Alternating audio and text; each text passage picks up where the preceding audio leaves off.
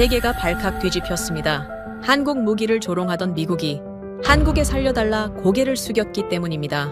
탄약이 완전히 바닥나 중동 전선에서 물러날 위기에 처한 미국, 동맹국에 긴급 요청을 보냈지만 독일, 프랑스 모두 재고 없음이라는 대답뿐이었습니다. 미국의 본토 공장마저 마비된 최악의 상황에 전 세계 전문가들은 미국의 패배를 확신했습니다. 하지만 바로 그때 한국이 손을 내밀었습니다. 미국의 긴급 요청에 한국은 압도적인 생산력으로 보답했고 전 세계 전문가들은 충격에 빠졌습니다. 도대체 무슨 일이 벌어진 걸까요? 갑질하던 미국을 무릎 꿇린 한국의 생산력, 지금 시작합니다. 세계 최강 미국의 군수 공장이 완전히 멈춰버렸습니다. 텍사스와 오하이오의 생산 라인 가동률이 35%로 주저앉은 거예요. 숙련공은 퇴직했고 설비는 녹슬었죠. 한 달에 겨우 7,500발을 찍어내는 동안 중동에선 하루에 10,000발씩 탄약이 사라지고 있었습니다. 이대로 가면 72시간 뒤 미군 8만 명이 탄 한 발도 없이 적 앞에 서게 됩니다. 그런데 그 절체절명의 순간에 백악관 상황실에서 벌어진 일은 위기 해결이 아니었어요. 조롱이었습니다. 제임스 브래들리 상원 군사위원장이 한국 국방부 서버에서 빼낸 문서를 책상에 내리치며 비웃고 있었거든요. 한국 놈들은 예비 탄약이 고작 일주일치밖에 없다면서 미국에 기생하는 약소국 아니냐며 콧방귀를 낀 겁니다. 하지만 저는 그 문서 하단에 적혀있던 숫자를 본 순간 심장이 멎을 뻔했습니다. 저는 윌리엄 스털링, 백악관 국가안보 수석 전략관입니다. 28년째 펜타곤의 전략을 설계해왔죠. 한국의 일주일치 탄약 소비량, 미국이 1년 내내 매달려도 절대 만들 수 없는 압도적인 화력이었습니다. 브래들리 의원이 다시 문서를 집어들었어요. 190cm의 거구가 의자에서 반쯤 일어나 불 붙이지 않은 시가를 입에 물고 질겅거리며 상황실 전체를 내려다봤습니다. 육사 졸업 반지가 낀 손가락이 문서의 첫 페이지를 톡톡 두드렸죠. 일주일치. 이게 한국의 전부야.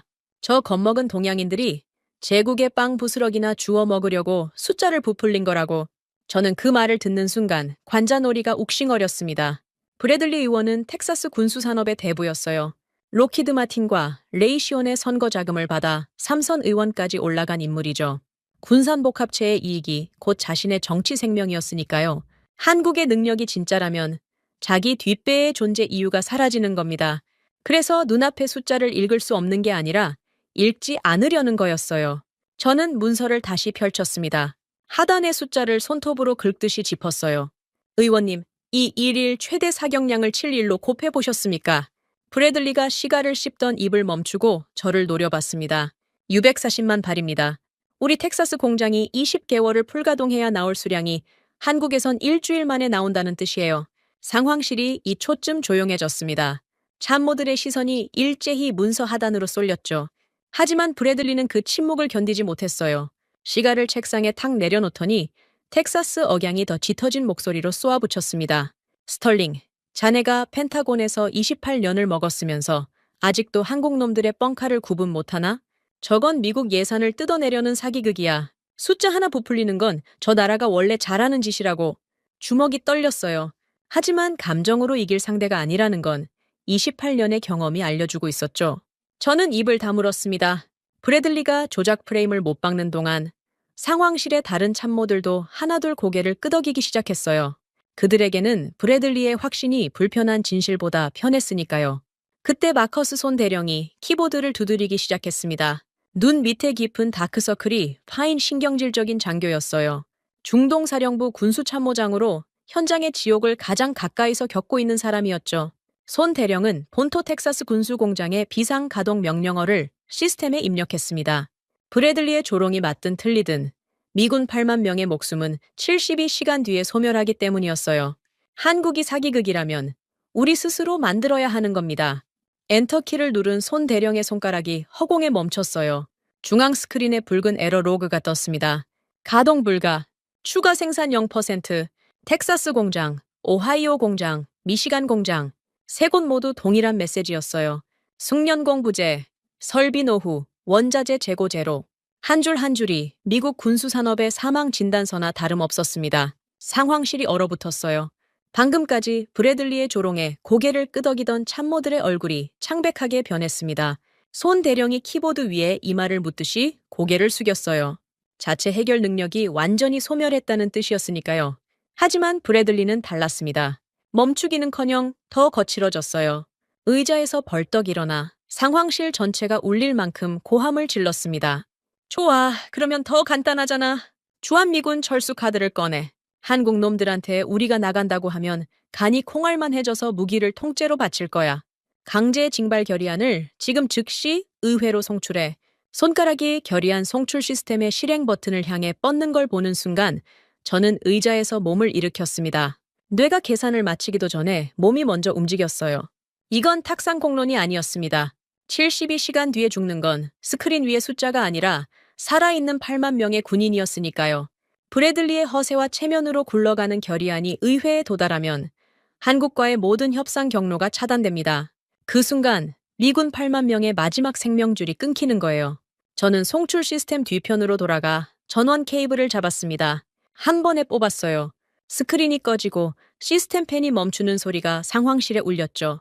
브래들리가 눈을 부라리며 저를 쏘아봤습니다. 스털링, 지금 뭘 한 거야? 의원님의 결의안이 의회에 도달하는 순간 우리가 잃는 건 체면이 아니라 8만 명입니다. 브래들리의 얼굴이 시뻘겋게 달아올랐어요. 육사 금반지를 낀 주먹이 책상 모서리를 움켜쥐었죠. 하지만 저는 물러서지 않았습니다.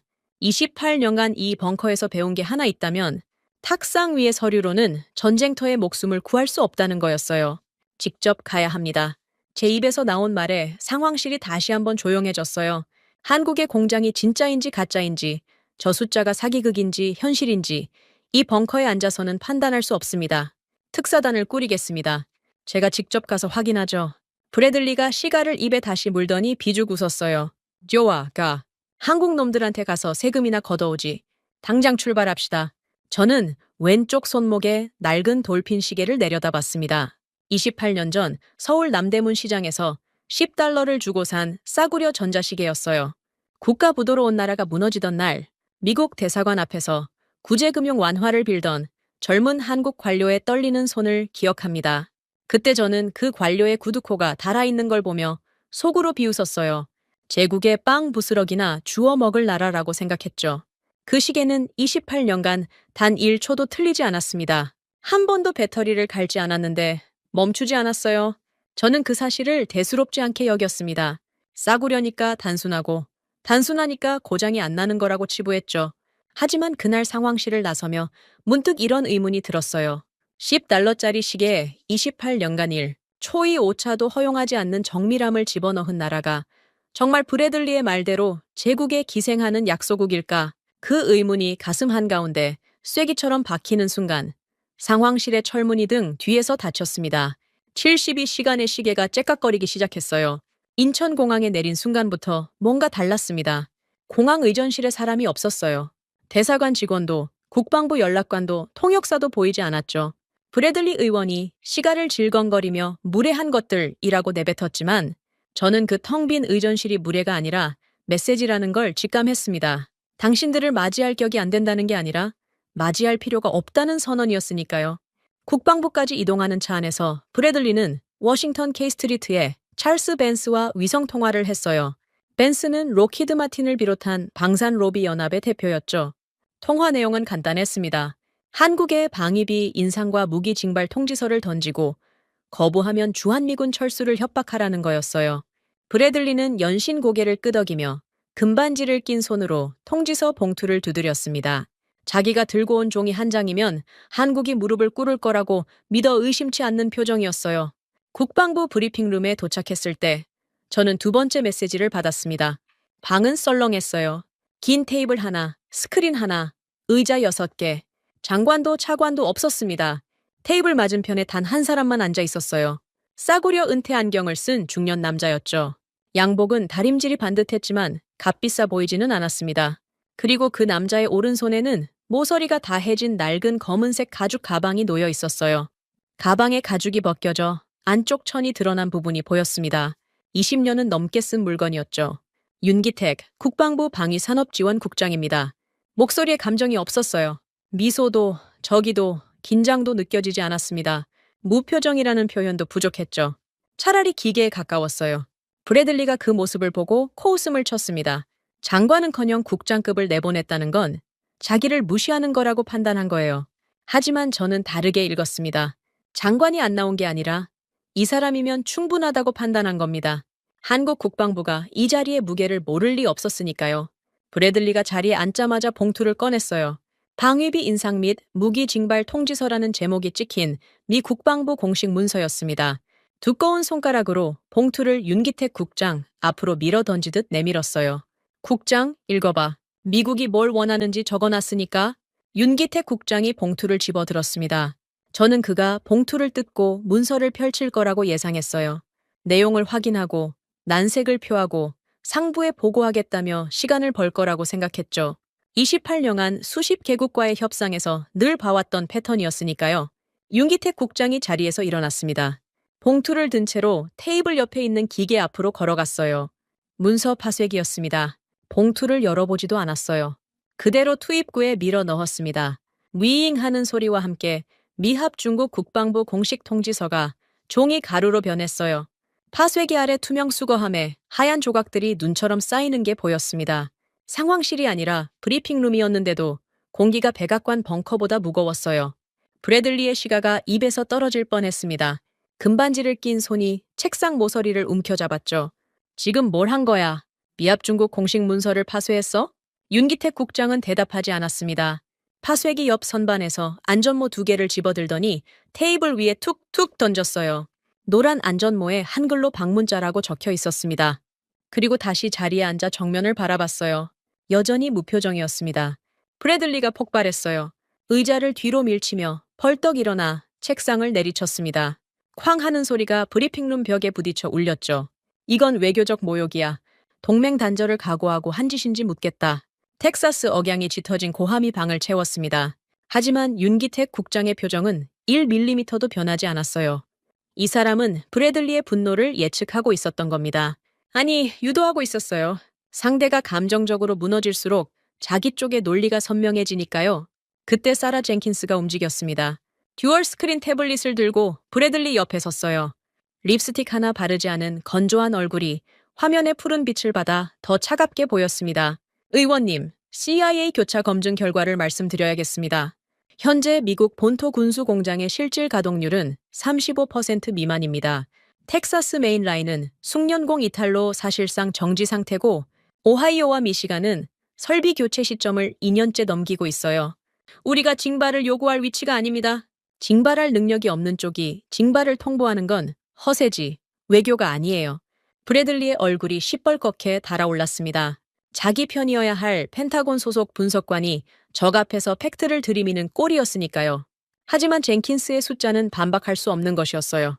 저도 그 수치를 알고 있었습니다. 어제 상황실에서 확인한 바로 그 숫자였죠. 윤기택 국장이 리모컨을 들었어요. 벽면 스크린이 켜졌습니다. 위성 영상이었어요. 거대한 화물기에 적재함이 열려 있고 그 안으로 한국산 미사일이 크레인에 매달려 실리고 있는 장면이었습니다. 화면 하단에 타임스탬프가 찍혀 있었어요. 계약 후 48시간 내 배송. 그 옆에 수령국 표시가 떠 있었습니다.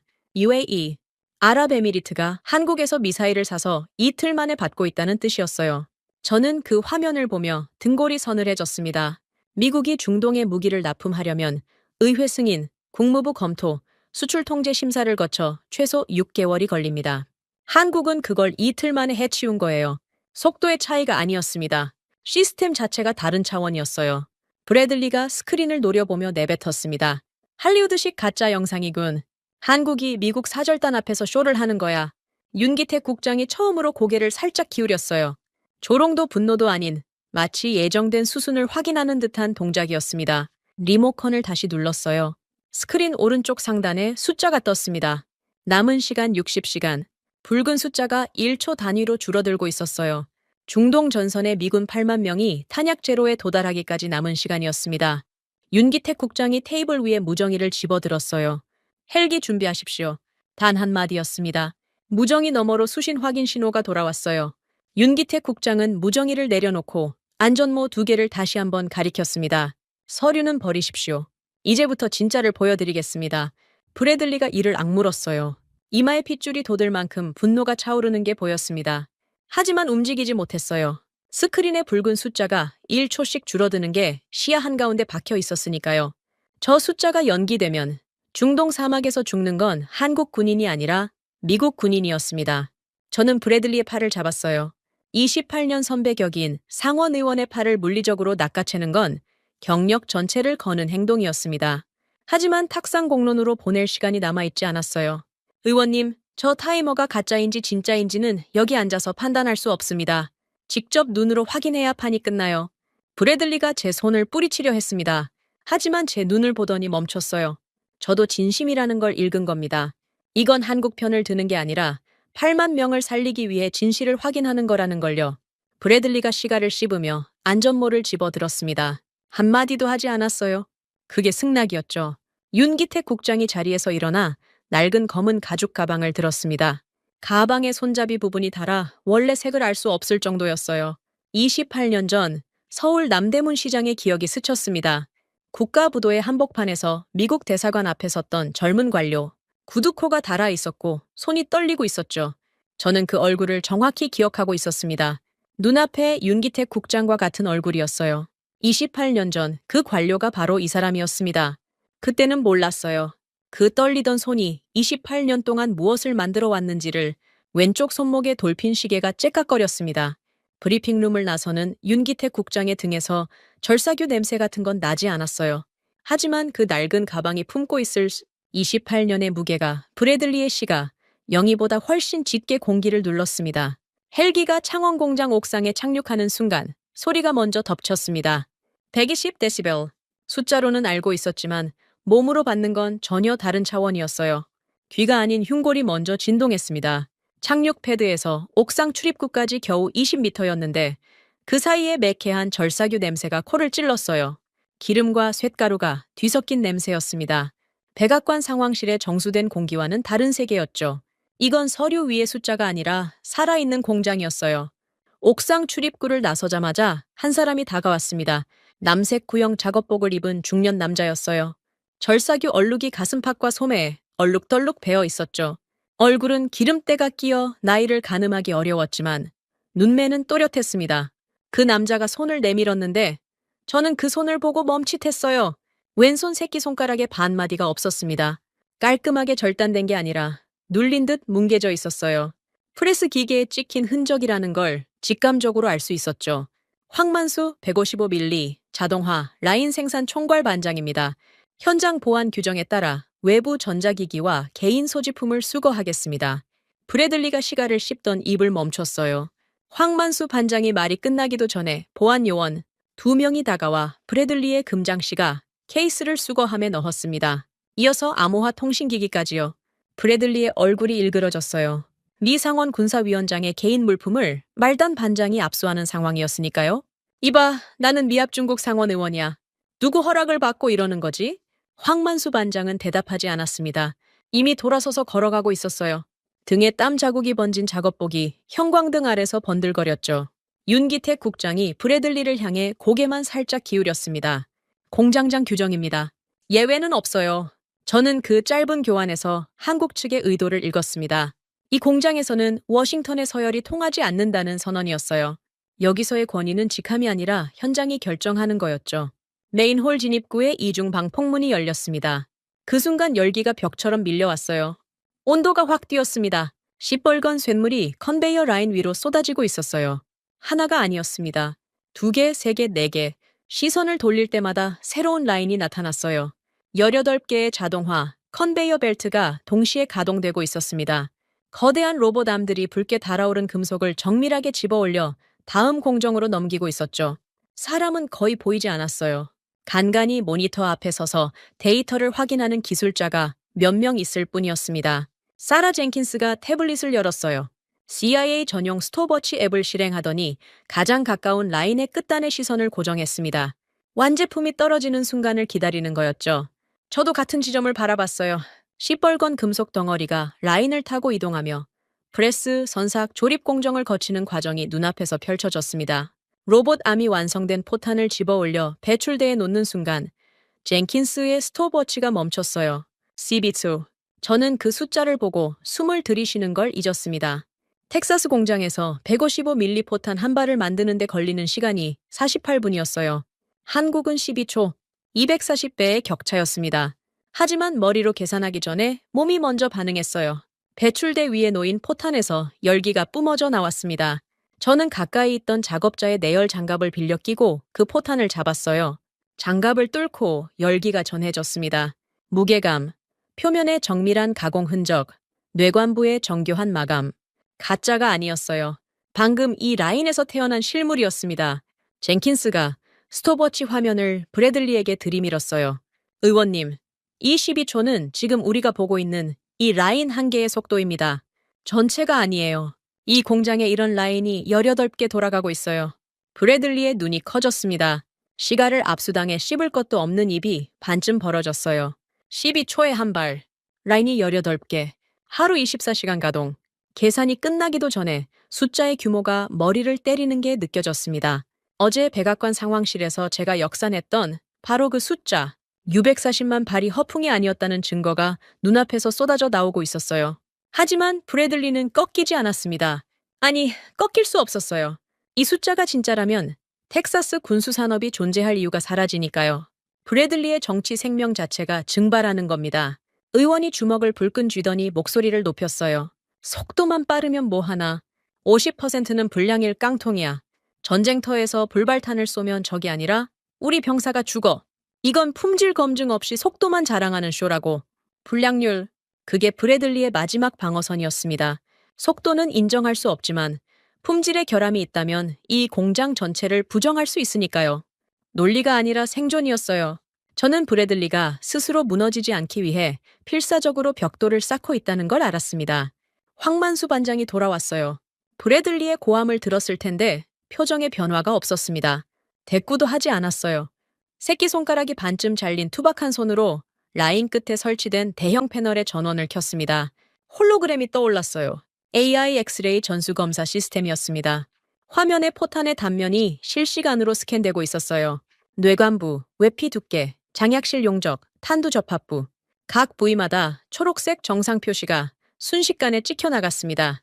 오른쪽 상단에 누적 불량률이 떠 있었어요. 0.3%, 소수점 아래 한 자리까지 정확히 찍힌 숫자였습니다.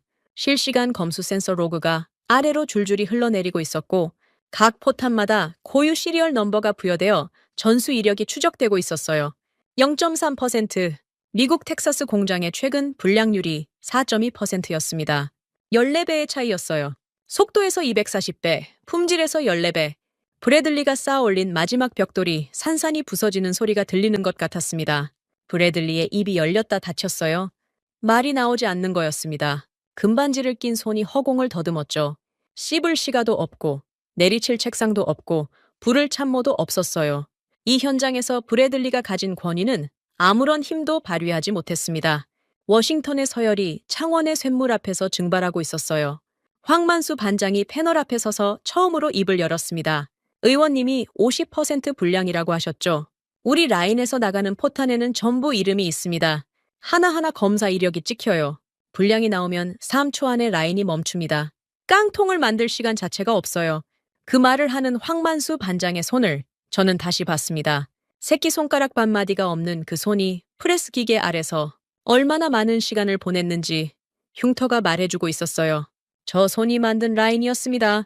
서류 위의 설계도가 아니라 살과 뼈가 깎여나간 현장에서 태어난 시스템이었어요. 젠킨스가 태블릿의 수치를 정리하고 있었습니다. 12초, 18 라인, 불량률 0.3%. 세 줄의 숫자가 미국 군수산업의 사망 선고나 다름없었죠. 젠킨스의 눈에 감정은 없었어요. 숫자 맹신주의자라는 별명답게 눈앞의 데이터를 있는 그대로 기록하고 있을 뿐이었습니다. 하지만 타이핑하는 손끝이 미세하게 떨리는 걸 저만 본 것 같았어요. 저는 왼쪽 손목에 돌핀 시계를 내려다봤습니다. 째깍째깍 정확하게 한 초씩 새기고 있었죠. 28년 전 남대문 시장에서 10달러를 주고 산 그 시계가 지금 이 공장과 같은 나라에서 만들어졌다는 사실이 처음으로 가슴에 꽂혔어요. 10달러짜리 시계도 28년간 1초의 오차를 허용하지 않은 나라가 포탄을 만들 때 50% 분량을 낼 리가 없었습니다. 브래들리가 깡통이라고 조롱한 그 12초의 쇳덩어리가 미국이 걸어놓은 모든 프레임을 분쇄하고 있었어요. 윤기택 국장이 메인홀 끝에 철문을 가리켰습니다. 2층이 끝이 아니라는 뜻이었죠.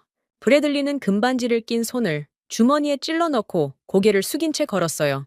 시가도, 통신기도, 논리도 빼앗긴 거구가 형광등 아래서 처음으로 작아 보였습니다. 철문 너머는 또 다른 세계였습니다. 창원 공장의 메인홀이 열기와 소음의 지옥이었다면 이 통로는 정반대였어요.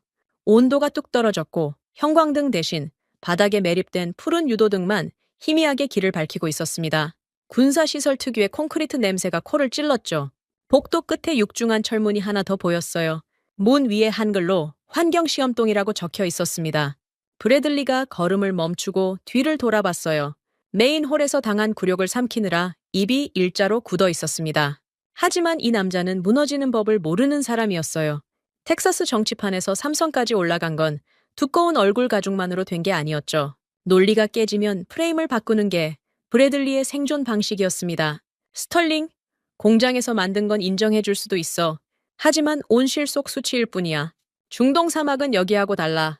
섭씨 50도에 모래 폭풍이 뒤덮는 현장에서는 무조건 고장나. 미제 패트리어트도 못 버티는 환경인데 한국산이 버틸 리가 없잖아.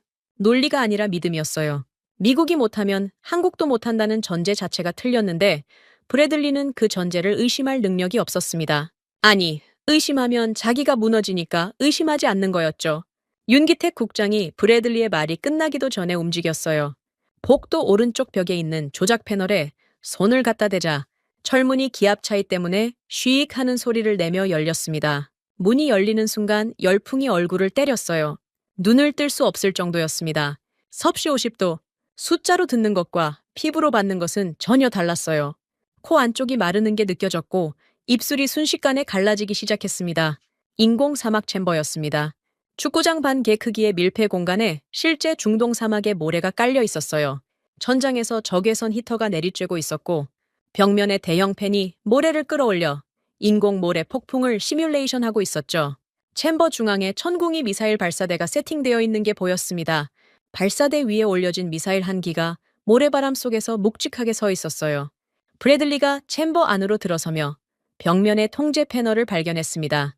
모래 폭풍 농도 조절 다이얼이었어요. 현재 세팅은 중간 단계로 맞춰져 있었죠. 브래들리가 성큼 다가가더니 다이얼을 최고치까지 돌려버렸습니다. 최악의 환경에서 테스트해야 의미가 있지 않겠나. 내가 직접 세팅하겠어. 악의적인 세팅이었어요. 실제 중동 사막에서도 최고치 모래 폭풍은 연간 서너 차례밖에 발생하지 않습니다. 극단적 조건을 걸어서 실패를 유도하려는 거였죠. 대형 팬이 최고 출력으로 전환되자 모래가 수평으로 날기 시작했어요. 앞이 보이지 않았습니다. 안전고글 없이는 눈을 뜰 수 없는 수준이었어요. 마커스 손 대령이 팔짱을 끼며 코웃음을 쳤습니다. 미제 쿨링 시스템 없이 이 농도에서 점화하면 100% 자폭합니다. 추진체가 과열되어 발사관 안에서 터져요. 물리적으로 불가능한 조건이에요. 손 대령의 목소리에는 확신이 있었어요. 중동 사령부 군수참모장으로 현장을 가장 잘 아는 사람이니까요. 미제 패트리어트가 이 조건에서 어떻게 무너지는지 직접 목격한 사람이기도 했죠. 하지만 저는 손 대령의 그 확신 뒤에 숨은 것을 알고 있었습니다. 며칠 전 중동 현장에서 패트리어트가 자폭해 미군 17명이 사망한 사건을 기상 악화로 조작, 보고한 게 바로 이 사람이었으니까요. 그때 젠킨스가 움직였어요. 듀얼 태블릿에서 케이블을 뽑더니 손 대령의 군용 태블릿을 향해 걸어갔습니다.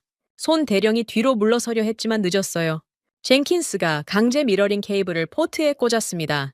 손 대령의 얼굴이 백지장처럼 변했어요. 챔버 벽면에 보조 스크린의 영상이 떴습니다. 중동 사막, 캄캄한 밤이었어요. 패트리어트 발사대에서 미사일이 솟아올랐다가 3초 만에 궤도를 이탈했습니다. 불꽃이 아래로 떨어졌어요. 아군 진영이었습니다. 폭발음과 함께 화면이 흔들렸고 비명이 스피커를 뚫고 나왔어요. 1급 기밀 실패 로그였습니다. 사망자 17명. 원인은 기상 악화가 아니라 점화 장치의 과열 결함이었어요. 손 대령이 단순 기상 악화로 조작해 은폐한 바로 그 기록이었습니다. 대령, 이건 기상 악화가 아니었죠. 젠킨스의 목소리에 감정이 없었어요. 숫자를 읽듯이 사실을 읽었을 뿐이었습니다. 손 대령의 다리가 미세하게 떨리는 게 보였어요. 하지만 챔버 안에서 그걸 신경 쓸 여유는 없었습니다. 모래 폭풍이 최고치로 몰아치는 가운데 정웅이 발사대의 가스 밸브가 열리는 소리가 들렸거든요. 스위 가스 압력이 미사일 하단을 밀어 올리기 시작했습니다. 콜드런칭이었어요. 화약이 아닌 가스 압력만으로 미사일을 발사관 밖으로 밀어내는 방식이죠. 미사일이 발사대에서 분리되는 순간 모래 폭풍 속에서 거대한 원통이 수직으로 솟아올랐습니다. 10m, 8m, 10m. 열풍과 모래를 뚫고 미사일이 허공에 멈춰섰어요. 가스 압력만으로 10m를 띄운 겁니다. 그리고 0.01초 공중 점화가 시작됐어요. 추진체가 점화되는 순간 챔버 전체가 하얀 빛으로 물들었습니다. 귀를 찢는 포효와 함께 미사일이 천장을 향해 가속했어요. 챔버 상단의 감속 네트에 포착되기까지 2초가 차에 걸리지 않았습니다. 완벽한 궤적이었어요. 모래 폭풍 최고치 섭씨 50도, 습도 0%. 브래들리가 악의적으로 설정한 극단적 조건에서 단 한 치의 오차도 없이 성공한 거였습니다. 벽면 스크린에 압력 센서 데이터가 떴어요. 발사 압력, 분리 타이밍, 점화 시점, 궤도 각도, 모든 수치가 100% 정상 범위 안에 있었습니다. 초록색 정상 표시가 줄줄이 찍혀 나갔어요. 브래들리가 뒷걸음질을 쳤습니다. 모래바람 속에서 거구가 비틀거렸어요. 입이 벌어졌다 다치기를 반복했습니다. 하지만 이 남자는 끝까지 인정하지 않았어요. 요행이야. 한 번 성공한 게 뭐 대단하다고. 운 좋게 걸린 거라고. 그 말이 끝나자마자 뒤에서 옷감이 찢어지는 소리가 들렸습니다. 돌아보니 헐렁한 연구복을 입은 노인이 서 있었어요. 오창배 수석연구원이었습니다. 청홍이 콜드런칭 추진체 개발 총괄. 평소에는 털털한 인상이라고 들었지만 지금 이 사람의 눈에는 털털함 같은 건 없었어요. 오창배 수석이 연구복 단추를 거칠게 풀기 시작했습니다. 하나 둘 셋. 단추가 뜯어지듯 풀렸어요. 연구복이 벗겨지자 오른쪽 목덜미부터 쇄골을 지나 팔뚝 전체를 뒤덮은 흉터가 드러났습니다. 시뻘겋게 눌어붙은 삶도 화상 자국이었어요. 피부가 녹아 뒤틀린 채 굳어버린 흔적이 기괴하게 퍼져 있었습니다. 챔버 안의 모래바람이 그 흉터 위를 스쳐 지나갔어요. 10년 전 당신들이 기술 데이터를 안 줬을 때 우리가 뭘 했는지 아십니까? 오창배 수석의 목소리는 낮았지만 챔버의 굉음을 뚫고 또렷하게 전해졌어요. 모하비 사막에 갈 수 없으니까 국내에 인공 사막 챔버를 만들었습니다. 이 챔버예요. 처음에는 미국산 장비가 하나도 없었어요. 수제 펌프로 압력 실험을 하다가 가스가 터졌습니다. 제가 온몸으로 받았어요. 오창배 수석이 화상 흉터가 있는 팔을 들어 올렸습니다. 이게 당신들이 원시인이라고 비웃었던 우리의 기술 개발 과정입니다. 당신들의 알량한 요행은 이 살이 타들어간 냄새예요. 챔버 안이 적막했습니다. 모래 폭풍은 여전히 최고치로 몰아치고 있었지만 아무도 그 바람을 느끼지 못하는 것 같았어요. 브래들리의 입이 닫혔습니다. 요행이라는 단어를 다시 꺼낼 수 있는 인간은 이 챔버 안에 없었어요. 마커스 손 대령이 벽에 등을 기대더니 천천히 미끄러져 내렸습니다. 무릎이 모래 바닥에 닿았어요. 다크서클이 파인 눈에서 뭔가가 번졌습니다. 모래 때문이 아니었어요. 자기가 은폐한 17명의 사망과 눈앞에서 완벽히 성공한 한국 미사일 사이의 거리가 이 사람을 짓누르고 있었습니다. 인정합니다. 손 대령의 목소리가 갈라졌어요. 미제 패트리어트는 이 조건에서 자폭했습니다. 기상 악화가 아니라 설계 결함이었어요. 제가 보고서를 조작했습니다. 젠킨스가 태블릿에 손 대령의 시인을 기록했어요. 감정 없이 정확하게. 저는 그 장면을 지켜보며 왼쪽 손목에 돌핀 시계를 만졌습니다. 우레탄 밴드가 땀에 젖어 있었어요. 28년 전 $10를 주고 이 시계를 살 때 저는 한국이라는 나라를 알고 있다고 생각했습니다. 약속 후 기생국, 빵 부스러기를 줍는 나라. 그런데 지금 제 눈앞에서 그 나라의 기술자가 자기 살이 타들어간 흉터를 보여주며 미국의 오만을 박살내고 있었어요. 저는 그제야 깨달았습니다. 제가 28년간 알고 있다고 믿었던 한국은 존재한 적이 없었어요. 진짜 한국은 이 챔버 안에 있었습니다. 챔버를 빠져나온 일행이 안내받은 곳은 엘리베이터였습니다. 일반 엘리베이터가 아니었어요. 군용 특수 화물 승강기였죠. 내부 벽면이 강철판으로 덮여 있었고 조작 패널에는 층수 대신 보안 등급 코드만 찍혀 있었습니다. 윤기태 국장이 목에 걸린 카드를 패널에 갖다 대자 잠금 해제음과 함께 문이 닫혔어요. 하강이 시작됐습니다. 귀가 먹먹해졌어요. 기압이 변하고 있었습니다. 층수 표시가 없으니 얼마나 내려가는지 체감할 수 없었지만 고막에 전해지는 압력으로 짐작하면 상당한 깊이였어요. 30초쯤 지났을까? 엘리베이터가 멈췄습니다. 문이 열리기 전에 윤기택 국장이 입을 열었어요. 지금부터 보시는 것은 대한민국 1급 군사기밀입니다. 이 공간의 존재 자체가 기밀이에요. 브래들리가 눈을 가늘게 뜨고 윤기택 국장을 노려봤습니다. 챔버에서의 굴욕을 아직 삼키지 못한 얼굴이었어요. 하지만 더 이상 조롱은 하지 않았습니다. 시가도 없고 논리도 없고 프레임도 깨진 상태에서 남은 건 눈으로 확인하는 것 뿐이었으니까요. 문이 열렸습니다. 조명이 순차적으로 점등됐어요. 천장에 고출력 투광등이 하나씩 켜지면서 어둠이 걷혀 나갔습니다. 가장 먼저 눈에 들어온 건 크기였어요. 경납고 천장 높이가 최소 20m는 돼 보였습니다. 지하 100m에 이런 공간이 존재한다는 것 자체가 상식 밖이었죠. 하지만 천장이 아니라 바닥에 있는 것이 저를 멈추게 했습니다. 42톤. 그 숫자를 머리로 읽는 것과 눈으로 보는 것은 완전히 다른 경험이었어요. 경납고 중앙에 탄도미사일 한 기가 수평으로 누워 있었습니다. 현무.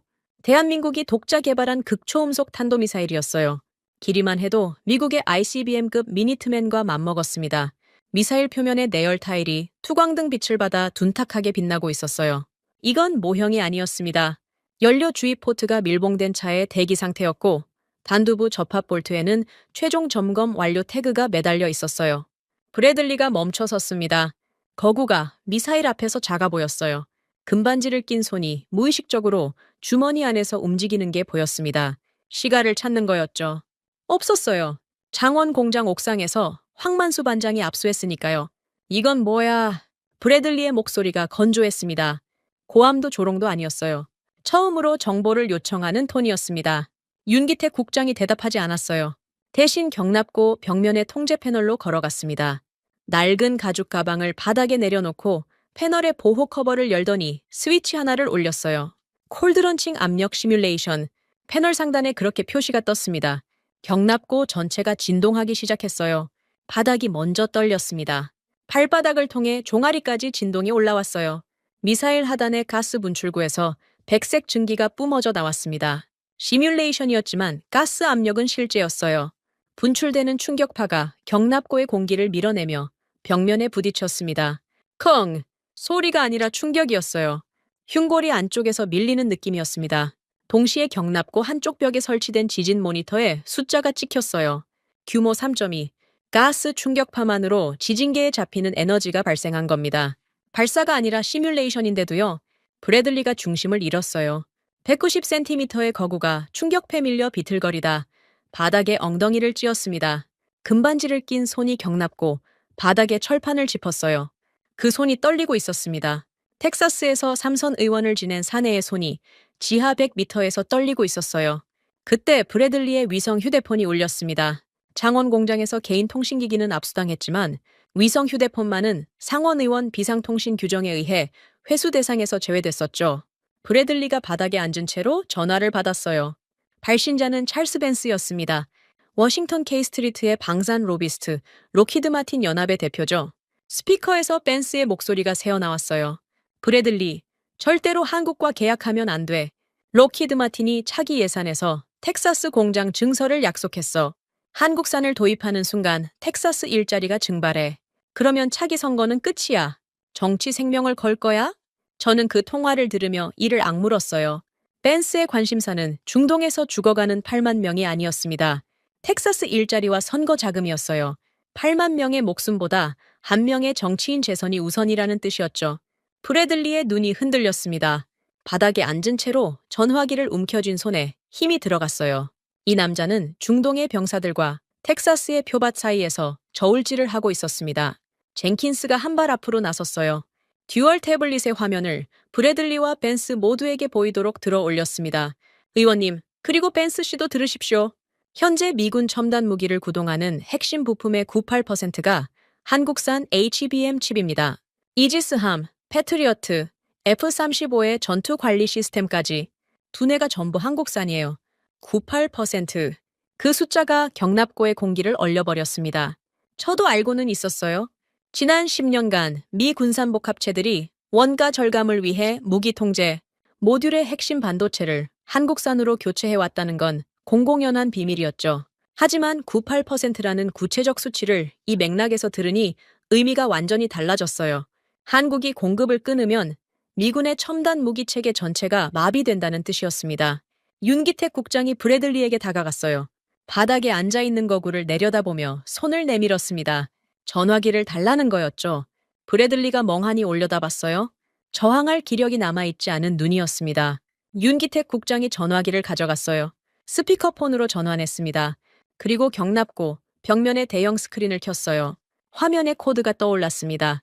영문과 숫자가 뒤섞인 암호화 문자열이었어요. 한국 국방부가 미군 무기 내 HBM 칩에 심어놓은 원격 셧다운 백도어 코드였습니다. 합법적인 펌웨어 업데이트 경로를 통해 삽입된 완벽히 합법적인 원격 차단 수단이었어요. 벤스 씨, 잘 들으십시오. 윤기택 국장의 목소리가 경납고 전체에 울렸습니다. 여전히 감정이 없었어요. 기계처럼 정확한 톤이었죠. 지금 이 스크린에 띄워진 코드가 실행되면 10분 뒤에 미군 이지스함 12척의 전투 관리 시스템이 정지합니다. 패트리어트 포대 30여 기의 사격 통제가 꺼져요. F-35 편대의 임무 컴퓨터가 블랙아웃됩니다. 10분이면 미군의 첨단 무기 체계 전체가 고철이 되는 겁니다. 스피커 너머에서 벤스의 숨소리가 들렸어요. 거칠어지고 있었습니다. 그건 협박이야. 미합 중국에 대한 사이버 공격 선전포고로 간주하겠다. 벤스의 목소리가 갈라졌어요. 하지만 윤기태 국장은 눈 하나 깜빡하지 않았습니다. 협박이 아닙니다. 사실을 알려드리는 겁니다. 이 코드는 한국 국방부의 합법적인 펌웨어 업데이트 채널을 통해 이미 삽입되어 있어요. 당신들이 원가 절감을 위해 우리 칩을 선택한 순간부터요. 이건 해킹이 아니라 계약의 결과입니다. 스피커 너머에서 비명에 가까운 소리가 터졌어요. 벤스가 뭔가를 내리치는 소리, 의자가 넘어가는 소리가 뒤섞여 들렸습니다. 1분도 차에 지나지 않았어요. 벤스의 목소리가 완전히 바뀌었습니다. 알겠어, 알겠다고. 로키드 마틴은 반대하지 않겠어. 브래들리, 들어? 서명해. 뭐든 서명하라고. 방산 로비의 제왕이 1분 만에 무너졌습니다. 정치 생명을 걸겠다던 협박이 자기 밥그릇의 전원이 꺼질 수 있다는 공포 앞에서 종이처럼 구겨졌어요. 저는 벤스의 비명을 들으며 한 가지를 분명히 깨달았습니다. 이건 한국이 미국을 위협하는 게 아니었어요. 미국이 스스로 만든 의존 구조가 부메랑이 되어 돌아온 거였습니다. 원가를 깎겠다고 핵심 부품을 한국에 떠넘긴 건 미국의 선택이었으니까요. 바닥에 앉아있던 브래들리의 옆에 금장 시가가 하나 굴러떨어져 있었어요. 아까 압수당했다고 생각했는데 양복 안주머니에 하나가 더 있었던 모양입니다. 충격파에 넘어지면서 빠져나온 거였죠. 저는 그 시가를 밟았어요. 구두 발굽으로 천천히 지식였습니다. 시가가 으스러지며 갈색 잎이 경납고 철판 위에 흩어졌어요. 브래들리가 올려다봤습니다. 제가 그의 시가를 밟는 걸 보는 눈이 텅 비어 있었어요. 항의도 분노도 없었습니다. 그냥 보고 있었어요. 미합 중국 상원 군사위원장의 눈에서 권위가 사라지는 순간을 저는 발밑에 으스러진 시가잎과 함께 기억합니다. 상황실의 카펫이 아닌 지하 100m의 철판 위에서 미국의 자존심이 가루가 됐어요. 국방부 지하 지휘 통제실로 안내받았습니다. 창원에서 군용 헬기로 2시간, 다시 국방부 건물 지하로 내려가는데 15분. 엘리베이터 문이 열리자 창원 경납고와는 또 다른 종류의 공기가 밀려왔어요. 차갑고 건조하고 소리가 죽어 있었습니다. 벽면 전체가 전파 차단 소재로 덮여 있었고 천장에는 군용 대형 스크린 3개가 꺼진 채 걸려 있었죠. 긴 협상 테이블 하나가 방 중앙을 가로지르고 있었어요. 의자는 딱 필요한 수만큼만 놓여 있었습니다. 브래들리가 안내받은 의자에 앉았어요. 아니, 앉았다기보다 주저앉았다는 표현이 맞겠죠. 창원에서의 72, 시간이 이 남자를 갈아놓았습니다. 시가도 없고 통신기도 돌려받지 못했고 자신의 모든 논리가 12초의 포탄과 콜드런칭, 화염과 3도 화상 흉터 앞에서 박살났어요. 190cm의 거구가 의자 위에서 쪼그라들어 보였습니다. 금반지를 낀 손이 무릎 위에 올려져 있었는데 미세하게 떨리고 있었어요. 하지만 눈은 아직 죽지 않았습니다. 텍사스에서 삼선을 한 정치인의 마지막 자존심이 눈동자 깊은 곳에 남아 있었죠. 윤기택 국장이 맞은편에 앉았어요. 그리고 바닥에 내려놓았던 낡은 98년산 검은 가죽 가방을 무릎 위로 올렸습니다. 가방의 잠금 장치를 열었어요. 찰칵하는 소리가 지휘 통제실의 정막 속에서 총성처럼 울렸습니다. 가방 안에서 묵직한 파란색 파일을 꺼내 테이블 중앙에 내려놓았어요. 태그. 그 소리가 의외로 무거웠습니다. 종이 두께만으로도 상당한 분량이라는 게 느껴졌죠. 윤기택 국장이 파일을 브래들리 쪽으로 밀었어요. 여전히 무표정이었습니다. 28년 전 미국 대사관 앞에서 떨리던 손이 지금은 미합 중국 상원 군사위원장에게 문서를 밀어내는 손이 되어 있었어요. 브래들리가 파일을 열었습니다. 첫 페이지의 제목을 읽는데 3초가 걸렸어요. 그리고 브래들리의 눈이 커졌습니다. 입이 반쯤 벌어졌어요. 손가락이 종이 위에서 멈췄습니다. 저도 옆에서 제목을 읽었어요. 원자력 추진 잠수함 기술 이전 전면 합의서. 심장이 한 박자 건너뛰었습니다. 이건 방위비 상계 같은 차원의 문서가 아니었어요. 원자력 추진 잠수함은 미합 중국이 동맹국에게 절대로 넘기지 않는 기술이었습니다. 영국과 호주에만 극히 제한적으로 허용했고 그마저도 의회의 초당적 합의와 대통령 서명을 거쳐야 하는 최고 등급 군사기밀이었죠. 한국이 포탄 20만 발의 대가로 요구한 게 돈이나 방위비 감면이 아니라 미국의 절대 금기 영역이었던 겁니다. 브래들리가 파일을 덮었어요. 육사 금반지를 낀 손으로 테이블을 내리쳤습니다. 쿵! 하지만 백악관 상황실에서의 그 위력적인 소리와는 달랐어요. 텅 빈 울림이었습니다. 일개 국장 따위가 미합 중국을 협박하겠다는 거야? 이건 대통령 권한 사항이야? 당신한테 이런 문서를 들이밀 자격이 없어. 브래들리가 의자를 뒤로 밀치며 일어서려 했어요. 마지막 남은 자존심이었습니다. 프레임이 깨지고 논리가 무너지고 숫자의 짓밟혀도 결국 서열의 벽은 넘을 수 없다는 최후의 방어선이었죠. 국장 따위라는 단어에 브래들리의 모든 것이 압축되어 있었어요. 워싱턴의 서열, 동맹의 상하관계, 제국의 위계질서. 그것만은 아직 유효하다고 믿고 싶은 거였습니다. 그때 브래들리의 왼쪽 손목에서 진동이 울렸어요. 스마트워치였습니다. 이 지하 통제실은 전파 차단이 걸려 있었어요.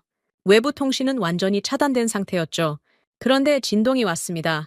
전파 방해를 뚫고 도달한 신호라는 뜻이었어요. 군용 긴급 주파수로만 가능한 일이었습니다. 브래들리가 스마트워치 화면을 봤어요. 저도 옆에서 그 화면이 보였습니다. 발신자는 브래들리 주니어. 브래들리의 막내 아들이었어요. 미 해병대의 소위로 중동 제82 공수사단에 배속되어 있었죠. 이시 펄셀. 아버지의 맹목적 애국심을 물려받아 자원 입대한 청년이었습니다. 텍스트가 떠 있었어요. 탄약 제로. 아버지 살려주세요. 7글자였습니다. 아버지 살려주세요. 그 7글자가 브래들리의 모든 것을 부셔버렸어요. 브래들리의 무릎이 꺾였습니다. 일어서려던 거구가 중력을 이기지 못한 것처럼 의자 위로 그리고 의자 옆으로 무너져 내렸어요. 바닥에 엉덩이가 닿고 등이 테이블 다리에 기댔습니다. 금반지를 낀 손이 스마트워치 화면을 움켜쥐었어요. 그리고 소리가 나왔습니다. 사람의 소리가 아니었어요. 짐승이 함정에 빠졌을 때 내는 깊고 처절한 울부짖음이었습니다. 윽 하는 신음이 지휘 통제실 벽에 부딪혀 돌아왔어요. 저는 그 소리를 듣는 순간 다리에 힘이 풀렸습니다. 브래들리가 울고 있었어요. 미합 중국 상원 군사위원장이 텍사스의 정치 거물이 군산복합체의 맹주가 바닥에 주저앉아 짐승처럼 울고 있었습니다. 28년간 이 세계에서 수많은 장면을 봤지만 이건 처음이었어요. 한국을 원시인이라 비웃었던 입에서 아들의 이름이 새어나오고 있었습니다. 그 아들의 생명줄이 어디에 달려 있는지 저는 너무도 분명히 알고 있었어요. 인천항에 대기 중인 컨테이너선 20만 발의 포탄이 실린 그 배의 출항 명령권은 지금 이 테이블 맞은편에 앉아있는 윤기태 국장의 손에 있었습니다. 한국이 출항을 명령하지 않으면 중동의 미군은 탄약제로 상태에서 적의 포화를 맨몸으로 받게 됩니다. 브래들리의 아들을 포함해서요. 저는 브래들리 옆에 무릎을 꿇었어요. 바닥에 주저앉은 거구의 어깨를 두 손으로 짓눌렀습니다. 의원님, 브래들리가 올려다봤어요. 눈이 벌겋게 충혈되어 있었습니다. 코와 입 사이로 흐르는 것이 눈물인지 콧물인지 구분이 안 됐어요. 서명하셔야 합니다. 브래들리의 입이 떨렸어요. 말이 나오지 않는 거였습니다. 저는 테이블 위에 놓인 파란색 만년필을 집었어요. 합의서에 끼워져 있던 것이었습니다. 브래들리의 떨리는 손에 그 만년필을 쥐어줬어요. 손가락이 제 손등을 스쳤는데 얼음장이었습니다. 텍사스의 뜨거운 핏줄을 가진 남자의 손이 이렇게 차가울 수 있다는 게 믿기지 않았어요. 브래들리가 테이블 위로 몸을 끌어올렸습니다. 의자에 앉을 힘도 없는지 무릎으로 기어서 테이블 모서리에 팔꿈치를 걸쳤어요. 합의서 마지막 장을 펼쳤습니다. 서명란이 보였죠. 파란색 만년필을 쥔 손이 종이 위에 닿았어요.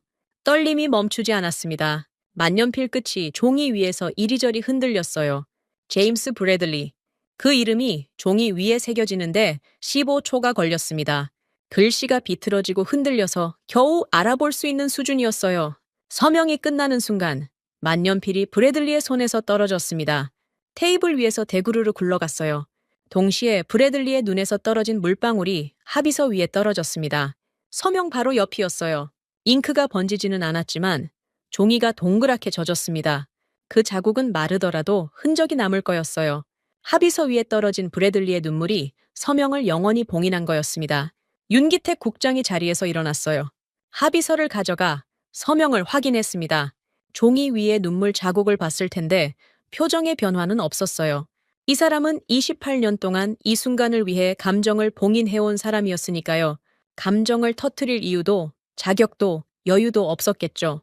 해야 할 일이 남아 있었으니까요. 윤기택 국장이 테이블 위에 군용 무정이를 집어들었어요. 인천항 사령부 윤기택입니다. 20만 발 적재 컨테이너선 긴급 출항을 명령합니다. 목적지는 중동 사령부 지정 항구. 호위편대 지금 즉시 출항시키십시오. 무정이 너머로 수신 확인 신호가 돌아왔어요. 짧은 전자음 하나. 그 소리가 지휘 통제실에 울린 순간 72시간의 타이머가 비로소 멈췄습니다. 미군 8만 명의 생존이 확보된 거였어요. 브래들리의 아들을 포함해서요. 바닥에 주저앉은 브래들리가 무전 내용을 듣고 있었는지 모르겠습니다. 울음이 멈추지 않았어요. 28년 전 한국을 빵 부스러기나 줍는 나라라고 비웃었던 그 입에서 아들의 이름만 되풀이되고 있었습니다. 저는 그 모습을 내려다보며 왼쪽 손목에 돌핀 시계를 만졌어요. 째깍거리는 소리가 브래들리의 울음 사이로 정확하게 한 초씩 새겨지고 있었습니다. 멈추지 않는 시계, 멈추지 않는 나라. 저는 그 두 가지가 같은 것이라는 걸 이제야 이해했어요. 브래들리의 울음이 잦아들기도 전에 지휘 통제실 전면에 대형 스크린이 켜졌습니다. 푸른 대기 화면이 이 초쯤 흐르더니 화상 연결 신호음이 울렸어요. 화면에 얼굴이 떴습니다. 미 해군 제7함대 사령관 아서 콜린스 제독이었어요. 처참했습니다. 전투복이 구겨질 대로 구겨져 있었고 갈라 밑으로 땀 자국이 번져 있었어요. 며칠 밤을 사운 게 분명했습니다. 눈에 핏발이 섰고 광대뼈 아래가 움푹 파여 있었어요. 피골이 상접했다는 표현이 이렇게 정확하게 맞아떨어지는 얼굴은 처음 봤습니다. 화면 뒤로 요코스카 기지의 지휘소가 보였어요. 벽면에 붉은 경고등이 깜빡이고 있었고 참모들이 분주하게 오가는 실루엣이 비쳤습니다. 콜린스 제독의 시선이 화면을 훑었어요. 윤기택 국장을 지나 제 얼굴을 스치더니 바닥에 주저앉아 있는 브래들리에서 멈췄습니다. 3초쯤 침묵이 흘렀어요. 그리고 콜린스 제독의 입이 열렸습니다.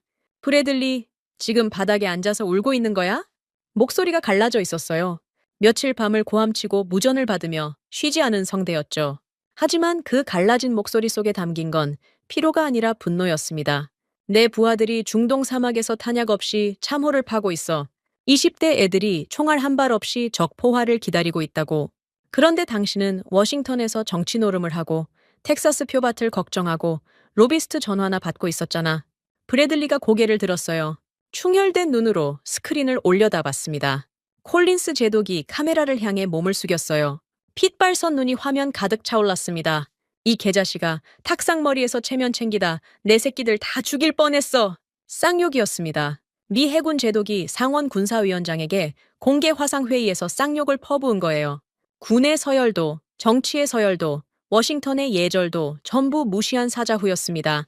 지휘 통제실에 있던 모든 사람이 얼어붙었어요. 젠킨스의 타이핑 소리마저 멈췄습니다.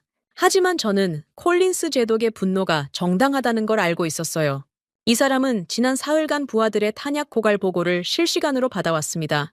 구축함 12척, 순양함 4척, 항공모함 1척에 탑승한 수천 명의 해군이 한국산 부품 없이는 전투 시스템을 가동할 수 없다는 사실을 매 시간 확인해야 했어요. 체면이라는 단어가 존재할 여지가 없는 현실이었죠. 콜린스 제독이 숨을 한번 크게 들이쉬었어요. 분노를 삼킨 게 아니라 더 정확한 말을 꺼내기 위해서였습니다. 한국의 부품과 포탄 없이는 당장 내일 우리 칠함대는 바다 위 무덤이 됩니다. 이지스 시스템이 꺼지면 구축함은 철상자야. 패트리어트가 작동 안 하면 미사일 한 발에 항모가 불덩어리가 돼. 그게 현실이에요. 콜린스 제독의 목소리가 마지막에 가서 떨렸어요. 분노가 아니라 공포였습니다. 자기 부하들이 죽는 걸 실시간으로 지켜봐야 할 수도 있었던 사람의 공포였죠. 그리고 콜린스 제독의 시선이 움직였습니다. 브래들리를 지나 화면 속에서 테이블 맞은편에 앉아있는 윤기택 국장에게 멈췄어요. 2초쯤 침묵이 흘렀습니다. 콜린스 제독의 눈에서 뭔가가 번졌어요. 핏발선 눈 위로 물기가 차올랐습니다. 콜린스 제독이 의자에서 일어섰어요. 구겨진 전투복의 칼날을 바로잡지도 않은 채 카메라를 향해 정면으로 섰습니다. 오른손이 천천히 올라갔어요. 이마 옆에 손끝이 닿았습니다. 거수경례였습니다. 미 해군 제7함대 사령관이 한국 국방부 방위산업지원국장에게 거수경례를 올린 거예요. 굵은 눈물이 콜린스 제독의 볼을 타고 흘러내렸습니다. 경례하는 손이 떨리고 있었어요. 어쩌 싶죠. 경례가 풀리지 않았습니다. 윤기택 국장은 자리에 앉은 채 스크린을 올려다보고 있었어요. 여전히 무표정이었습니다. 하지만 은퇴 안경 너머의 눈이 콜린스 제독의 경례를 정면으로 받아내고 있었어요. 피하지 않았습니다. 그 시선에 감정이 있었는지는 제 위치에서 알 수 없었어요. 다만 안경 렌즈에 스크린의 푸른 빛이 반사되고 있었고 그 빛 아래에서 윤기택 국장의 턱선이 미세하게 굳어진 것만 보였습니다. 젠킨스의 태블릿에서 경고음이 연속으로 울렸어요. 젠킨스가 화면을 확인하더니 눈이 커졌습니다. 이 사람의 표정이 변하는 걸 처음 봤어요. 숫자 맹신주의자라는 별명에 걸맞게 항상 무감정이었던 사람이었거든요. 나토 5개국에서 주문 로그가 들어오고 있습니다. 독일, 프랑스, 폴란드, 노르웨이, 덴마크, 미국 국방부 서버를 거치지 않고 한국 국방부 서버로 직접 접속하고 있어요. 저는 그 말을 듣고 심장이 쪼그라드는 것 같았어요. 나토 동맹국들이 미국을 건너뛴 겁니다. 전통적으로 나토의 무기체계는 미국 주도로 표준화되어 있었어요.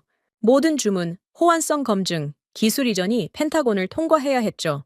그 경로를 아예 무시하고 한국으로 직행한 거였습니다. 젠킨스가 태블릿을 돌려 윤기택 국장에게 화면을 보여줬어요. 주문 로그가 실시간으로 올라가고 있었습니다. 폴란드가 청홍이 포대 8기, 독일이 155mm 포탄 30만 발, 프랑스가 현무 계열 미사일 기술 협력 요청, 숫자가 줄줄이 흘러내렸어요. 한국 국방부 서버에 접속 요청이 폭주하고 있다는 트래픽 경고까지 떠 있었습니다. 그 직후 제 암호화 단말기에 펜타곤 발신 긴급 전문이 떴어요. 의회 승인 없이 하달된 비상명령이었습니다. 정훈 대상, 한국산 무기 최우선 호환 명령. 미합 중국 국방부가 자국 의회를 건너뛰고 한국산 무기를 전군에 우선 적용하라는 명령을 내린 겁니다. 의회 승인 절차를 무시한 건 9.11 이후 처음이었어요. 윤기택 국장이 자리에서 일어났습니다. 지휘통제실 벽면에 대형 모니터 3개를 순차적으로 켰어요. 첫 번째 화면에 인천항이 떴습니다. 20만 발의 포탄이 적재된 컨테이너선이 항구를 빠져나가는 위성 영상이었어요. 선박 위에 GPS 트래킹 신호가 초록색 점으로 깜빡이고 있었습니다. 두 번째 화면에는 세계 지도가 펼쳐졌어요. 나토 5개국의 접속 경로가 파란 선으로 그어져 있었고 전부 한국 국방부 서버를 향하고 있었습니다. 세 번째 화면에는 실시간 주문 로그가 폭포처럼 흘러내리고 있었어요. 윤기택 국장이 세 번째 화면에 GPS 트래킹 데이터를 선택해 전 세계 동맹국 전술망에 강제로 공유했습니다. 20만 발의 위치와 이동 경로가 나토, 중동사령부, 제7함대, 인도태평양 사령부의 모든 전술 화면에 동시에 떴어요. 한국이 보내는 포탄이 어디에 있고 어디로 향하고 있는지 전 세계가 실시간으로 보게 된 겁니다. 젠킨스의 태블릿에서 또 경고음이 울렸어요. 이번에는 이메일 수신 알림이었습니다. 젠킨스가 화면을 확인하더니 입술이 미세하게 벌어졌어요. 윤기택 국장을 향해 태블릿을 돌렸습니다. 발신자는 로키드 마틴 본사였어요. 수신자는 윤기택 국장의 개인 이메일이었습니다. 제목을 읽는 순간 저는 눈을 의심했어요. 2차 공급사 참여 요청. 로키드 마틴이 한국 국방부의 하청을 자청한 겁니다. 미합 중국 방산업의 제왕이 사흘 전까지 원시인 취급하던 한국의 밑으로 들어가겠다고 자진해서 무릎을 꿇은 거예요. 이메일 본문에는 우리의 생산 역량을 한국 방산, 체계의 보조 공급망으로 재편할 용의가 있다는 문장이 있었다고 젠킨스가 읽어줬습니다. 저는 그 문장을 듣는 순간 왼쪽 손목에 돌핀 시계를 만졌어요. 28년 전 $10짜리 시계를 팔던 나라에 로키드 마틴이 하청을 자청하고 있었습니다. 저는 암호화 단말기를 열었어요. 해야 할 일이 분명했습니다. 백악관의 전문을 타전했어요. 미국 방산 독점 종식, 한국 주도 글로벌 공급망 재편 불가피, 전면 협력 전환 건의, 전송 버튼을 누르는 손가락이 가벼웠습니다. 이상하게도 이 순간이 패배라는 느낌은 들지 않았어요. 오히려 사흘간 목격한 현실을 있는 그대로 보고하는 게 28년 경력의 마지막 의무라는 생각이 들었죠. 그때 브래들리가 움직였어요. 바닥에서 겨우 일어나 지휘통제실 출입문 쪽으로 비틀거리며 걸어갔습니다. 손에 스마트폰이 들려 있었어요. 화면에 통신사 로고가 떠 있는 걸 보니 밖으로 나가서 미국 언론에 전화를 걸려는 거였죠. 자기 버전의 이야기를 먼저 퍼뜨려 피해를 줄이려는 정치인의 본능이었습니다. 브래들리가 출입문 앞에 섰어요. 문을 열려는 순간 양쪽에서 미군 경호원 2명이 앞을 막아섰습니다. 미 해군 제복을 입은 병사들이었어요.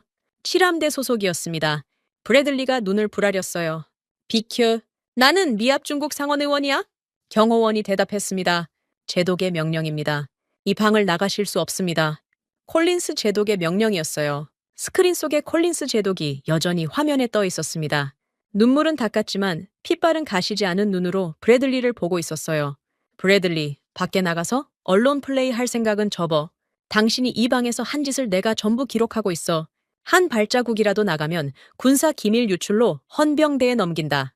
브래들리의 발이 멈췄어요. 경호원들이 물리적으로 브래들리를 테이블 쪽으로 되돌렸습니다. 출입문이 닫혔어요. 무거운 철문이 닫히는 소리가 지휘 통제실에 울렸습니다. 저는 그 소리를 들으며 깨달았어요. 이 방 안에서 일어난 일은 단순한 무기 거래가 아니었습니다. 질서가 바뀐 거였어요. 과거의 동맹은 미국이 위에서 내려다보는 보호였지만 이 지휘 통제실에서 탄생한 동맹은 실력이 지배하는 거래였습니다. 한국이 미국을 이긴 게 아니었어요. 미국이 스스로 버린 것들을 한국이 주어서 벼린 겁니다. 그 벼려진 칼날이 이제 세계의 질서를 새로 깎고 있었어요. 인천공항 VIP 라운지는 적막했습니다. 보통 이 라운지는 외국 사절단이 도착하거나 떠날 때 의전 인력으로 북적이는 공간이었어요. 하지만 그날은 아무도 없었습니다. 넓은 공간에 가죽 소파 4개와 테이블 2개만 덩그러니 놓여 있었죠. 창밖으로 활주로가 보였어요. 에어포스2가 주기장에 서 있었습니다. 미합 중국 부통령 전용기를 사절단 수송용으로 돌린 거였죠. 사흘 전 이 비행기에서 내릴 때만 해도 브래들리는 한국에서 세금을 걷어오겠다고 시가를 씹으며 웃었어요. 그 시간은 창원 공장 옥상에서 압수됐고 지하 100m 경납고 바닥에서 제 구두에 지시겨졌습니다. 브래들리는 라운지 구석에 소파에 몸을 묻고 있었어요. 눈을 감고 있었지만 잠든 건 아니었습니다. 금반지를 낀 손이 스마트워치를 계속 만지작거리고 있었거든요. 아들에게서 추가 연락이 오기를 기다리는 거였죠. 20만 발의 포탄을 실은 컨테이너선이 인천항을 떠난 지 12시간이 지났습니다. 아들이 살 수 있을지 없을지는 그 배의 속도에 달려 있었어요. 사라 젠킨스는 맞은편 소파에서 듀얼 태블릿을 무릎 위에 올린 채 데이터를 정리하고 있었습니다. 마커스 손 대령은 라운지 한켠에 서서 창밖을 보고 있었어요. 활주로를 바라보는 건지 자기 안을 들여다보는 건지 알 수 없었습니다. 중동에서 패트리어트가 자폭해 17명이 죽은 걸 기상 악화로 조작한 사람이 이제 어떤 보고서를 써야 하는지 생각하고 있겠죠. 저는 테이블 앞에 앉아 있었어요. 왼쪽 손목에 돌핀 시계가 째깍거리고 있었습니다. 사흘 전과 똑같은 소리였어요. 28년 전과도 똑같은 소리였죠. 이 시계는 한 번도 변한 적이 없었습니다. 변한 건 이 시계를 차고 있는 제 쪽이었어요. 라운지 입구에서 발소리가 들렸습니다. 윤기태 국장이었어요. 싸구려 은퇴 안경, 다림질이 반듯한 양복, 그리고 모서리가 다해진 낡은 98년산 검은 가죽 가방. 사흘 전 국방부 브리핑룸에서 처음 봤을 때와 똑같은 모습이었습니다. 이 사람은 사흘 동안 미합 중국 상원 의원을 무릎 꿇리고 제7함대 사령관의 경례를 받고 나토 5개국의 주문을 쏟아내게 하고 로키드 마틴을 하청으로 끌어내렸어요. 그런데 얼굴에 승리의 기색이라고는 1mm도 없었습니다. 처음 만났을 때의 그 기계적인 무표정 그대로였어요. 윤기택 국장이 제 맞은편에 앉았습니다. 낡은 가방을 무릎 위에 올렸어요. 잠금 장치를 열었습니다. 칼칵! 그 소리가 또 울렸어요. 가방 안에서 이번에는 파란 합의서가 아니라 누렇게 바랜 서류 봉투가 나왔습니다. 봉투에 가장자리가 사가 있었고 접힌 자국이 깊게 패여 있었어요. 20년은 넘게 보관된 것이 분명했습니다. 윤기택 국장이 그 봉투를 제 테이블로 밀었어요. 한마디도 하지 않았습니다. 저는 봉투를 집어들었어요. 손가락 끝에서 종이의 거친 질감이 느껴졌습니다. 봉투를 열었어요. 안에 접힌 서류가 한 장 있었습니다. 펼쳤어요. 제 손이 멈췄습니다. 심장이 바닥으로 꺼지는 것 같았어요. 2998년 주한 미국 대사관 공식 서한. 제목은 한국 공중 조기경보 레이더 핵심 기술 이전 요청에 대한 회신이었습니다. 본문에는 미합 중국은 해당 기술의 전략적 민감성을 고려하여 기술 이전 요청을 전면 거부한다라는 문장이 있었어요. 그리고 서한 맨 아래에 서명이 찍혀 있었습니다. 윌리엄 스털링, 주한 미국 대사관 정치군사 서기관, 제 서명이었어요. 28년 전 제가 직접 쓴 거절 문서였습니다. 한국이 간절하게 요청했던 레이더 핵심 기술을 제가 단칼에 잘라버린 거였어요. 그때 저는 30살이었습니다. 주한미국 대사관에서 가장 젊은 서기관이었고 한국이라는 나라를 제국의 하위 파트너 정도로밖에 보지 않았죠. 기술 이전 거절은 당연한 판단이라고 생각했어요. 원시인에게 레이저 총을 줄 수 없다는 브래들리의 논리와 다를 게 없었습니다. 다만 저는 브래들리처럼 소리를 지르지 않았을 뿐이에요. 서류 한 장으로 조용히 깔끔하게 거절했죠. 그 서류를 28년간 보관한 사람이 눈앞에 앉아 있었습니다. 2998년에 그 젊은 관료, 미국 대사관 앞에서 구두코가 달아진 차에 떨리는 손으로 기술 이전을 빌었던 그 사무관이 윤기택 국장이었어요. 제가 거절 서한에 서명을 하던 날, 그 사람은 대사관 로비에서 저를 기다리고 있었습니다. 저는 서한 사본을 건네며 눈도 마주치지 않았어요. 그 정도 무게의 일이 아니라고 생각했으니까요. 하지만 윤기택 국장에게는 달랐습니다. 그 거절이 28년의 시작이었어요. 미국이 주지 않으면 스스로 만든다. 그 각오로 이 사람은 28년을 갈았습니다. 오창배 수석의 3도 화상도, 황만수 반장의 잘린 손가락도, 청웅이의 콜드런칭도, 현모의 지진도 전부 이 거절 서한에서 시작된 거였어요. 제가 서명 한 번으로 닫아버린 문 때문에 한국은 자기 손으로 벽을 뚫었습니다. 피와 살이 타들어가는 대가를 치르면서요. 고개를 숙였어요. 숙이지 않을 수 없었습니다. 수치심이라는 단어로는 부족했어요. 28년간 제 왼쪽 손목에서 째깍거리던 시계가 이 나라에서 만들어진 거라는 사실, 그 시계를 살 때 코웃음을 쳤다는 사실, 그 코웃음의 대상이 지금 제 앞에 앉아 있다는 사실이 전부 한꺼번에 가슴을 짓눌렀어요. 윤기택 국장이 입을 열었습니다. 사흘간 거의 기계처럼 무감정하게 말하던 사람이었어요. 하지만 이 순간의 톤은 미세하게 달랐습니다. 차가운 건 그대로였지만 조롱이나 복수의 냄새는 없었어요. 스털링 수석, 이 서류는 돌려드리는 겁니다. 더 이상 보관할 이유가 없어졌으니까요. 당신들의 레시피는 더 이상 필요 없습니다. 우리는 이미 우리 손으로 만들었어요. 윤기택 국장이 손을 내밀었습니다. 악수를 청하는 거였어요. 저는 그 손을 보며 28년 전의 장면을 떠올렸습니다. 대사관 로비에서 떨리던 손, 그 손이 지금은 떨리지 않았어요. 저는 고개를 들고 윤기택 국장의 눈을 봤습니다. 은퇴 안경 너머의 눈에 감정이 있었어요. 분노도 환희도 아닌 28년의 무게를 내려놓는 사람의 눈이었습니다. 저는 그 손을 잡았어요. 악수는 짧았습니다. 하지만 그 짧은 순간에 저는 알았어요. 이건 승자와 패자의 악수가 아니었습니다. 동등한 두 사람의 악수였어요. 한국이 그 자리를 요구한 게 아니라 28년에 걸쳐 쟁취한 거였죠. 에어포스2에 올라탔습니다. 좌석에 앉자마자 노트북을 펼쳤어요. 글로벌 안보 지침 전면 개정안을 작성하기 시작했습니다. 머릿속에 사흘간의 장면이 필름처럼 돌아갔어요. 12초의 포탄, 0.3%의 불량률, 50도의 모래 폭풍을 뚫은 콜드런칭, 지진을 일으킨 현무호, 98%의 HBM 칩, 콜린스 제독의 눈물 경례, 록히드 마틴의 하청 자청, 하나하나가 미국이 알고 있다고 믿었던 세계의 질서를 부수는 망치였어요. 타이핑을 멈추고 왼쪽 손목에 돌핀 시계를 풀었습니다. 우레탄 밴드가 땀에 젖어 있었어요. 28년간 한 번도 풀어본 적 없는 시계였습니다. 시계 뒷면을 뒤집어 봤어요. 메이드 인 코리아라는 각인이 흐릿하게 남아 있었습니다. 노트북 화면 옆에 펜타곤의 원자시계 앱을 띄웠어요. GPS 위성과 동기화된 미합 중국 공식 표준시였습니다. 돌핀 시계의 초침과 원자시계 앱의 초단위를 나란히 놓고 비교했어요. 정확히 일치했습니다. 28년 12,227일. 단 1밀리초의 오차도 없었어요. $10짜리 싸구려 전자시계가 미합 중국 원자시계와 28년간 완벽하게 동기화되어 작동했다는 뜻이었습니다.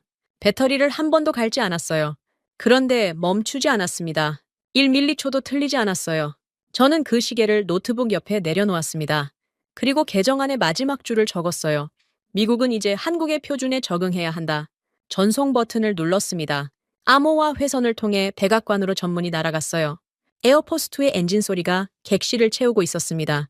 창밖으로 한반도의 해안선이 멀어지고 있었어요. 노트북 옆에 놓인 돌핀 시계가 여전히 째깍거리고 있었습니다. 주인의 손목을 떠났는데도 멈추지 않았어요. 저는 그 소리를 들으며 28년 전에 제 자신에게 말하고 싶었습니다. 당신이 원시인이라 비웃었던 그들이 당신의 손목 위에서 28년간 단 한 번도 틀리지 않는 시간을 새기고 있었다고. 그리고 이제 그들이 세계 질서의 유일한 나침반이 되었다고. 시계는 멈추지 않았습니다. 지금까지 대한민국의 감동을 전하는 감동 유나였습니다. 다음 영상에서 더 재미있고 감동적인 대한민국의 이야기로 찾아뵙겠습니다. 선배님들 좋은 하루 되세요.